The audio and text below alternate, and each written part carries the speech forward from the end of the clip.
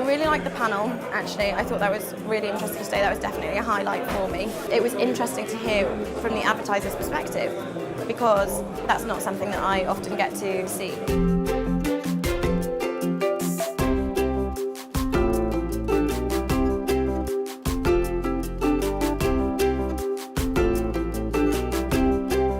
The state of programmatic is that there are many possibilities, but that we use only a few of them, and that we need to use all the possibilities.